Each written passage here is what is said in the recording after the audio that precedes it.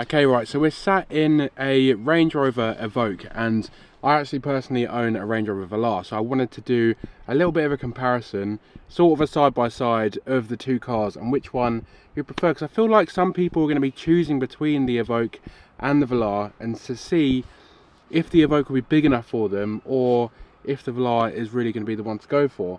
But what's your opinion on the Evoque, Ollie? I think this is going to be good because we're going to tell you which one you should be getting. And now all the new Range Rovers look the same inside. So this is a new facelift. Look, no buttons, Pivi Pro 2 infotainment screen, 11.4. But we could be sitting in a brand new Range Rover Velar. The only way you're going to know is you're going to jump out of the car and you'll see. Now, the new Evoque looks just like a baby Velar, and you'd save yourself a lot of money if you don't need the space. I actually find the Evoque a little bit claustrophobic here and approaching my headspace. I can't remember, Adam's got a Velar, I can't remember what it's like, but I think obviously the Velar's a little bit of a bigger car, you're going to get more boot space, but it's going to come down because the new Velars start at 54k and they go all the way up to 80k, whereas an Evoque starts at 49k and only goes up to 63k. So I think if you don't need the space and you still want all the luxuries, the Evoque is going to be better for you because you're still going to get the materials, the Pivi Pro infotainment, the dash. If you get the plug-in hybrid like this one, you're still going to get that.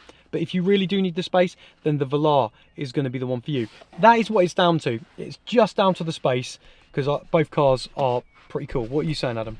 So I think on the space-wise, I think the Velar space is a lot more manageable, because I was looking at the boot space for this earlier, and I was like, that is tiny. It's sort of like a hatchback size, whereas my car can actually fit like quite a few decent things in there. I normally fit like a buggy. But this is the hybrid as well, so that's why it's a bit smaller. So it's because it's got the battery. Yeah, but I still think the Velar boot space is a lot more manageable and usable.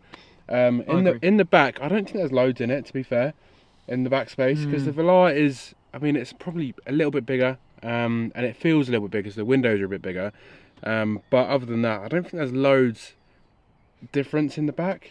No, and I get when you're driving as well, because when you're in the driving seat and you're just forgetting about what's behind you, it's really minimal difference, because all the materials now with the new update are going to be the same, so you're going to be using the same system like we just spoke about.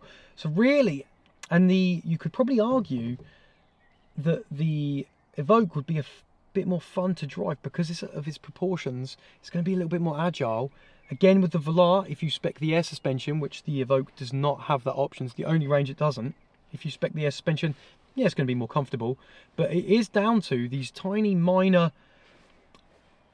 things that what you want or not, sorry, and how much money you want to spend. But from a driver's position here now, and you're forgetting about that, you wouldn't know. You wouldn't know. And I feel like unless you want to go like super luxury and go for the high-end Velars with the big engines, the air suspension, the massage seats, the everything, then you're going to be spending that, 80k, which personally I feel like you'd be silly to not get the Big Daddy Range Rover.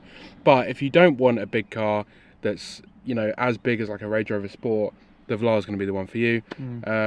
If you haven't got a family, you can probably get away with this. I think if you have got a family with a couple of kids or whatever, I think the Velar is going to be a must.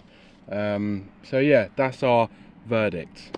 I'll always love the Velar because I feel it started off the new design with the flush door handles, the lights, the low slung roof, and you can see how then that has influenced the designers at Range Rover, because this new Evoque just screams Velar. When you look at all the updates and the lights at the back, even like the colours, it just screams baby Velar. And again, with the Range Rover Sport, you can just see those influences. So I'll always have a lot of love for the Velar, and when I see one now on the road, it's that they're head turners, aren't they? Yeah, and that's why I think that the used Velars are a great bargain, because you're getting sort of Land Rover's current design at a much cheaper price, because it was available 5-6 years ago. Let me just show you the back quick. Oh. Here's the back.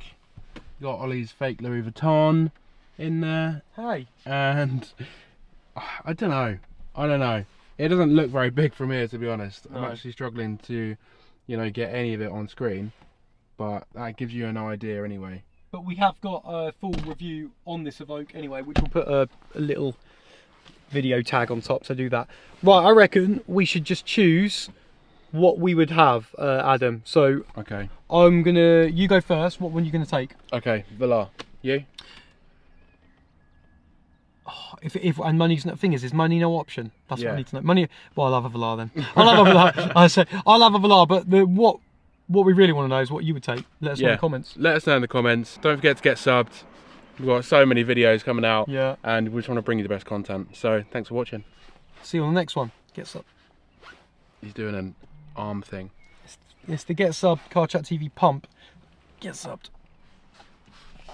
If you've made it this far, thank you ever so much for watching. I've just popped up 2 more videos on your screen that you also may like. If you do watch one, let me know what you think.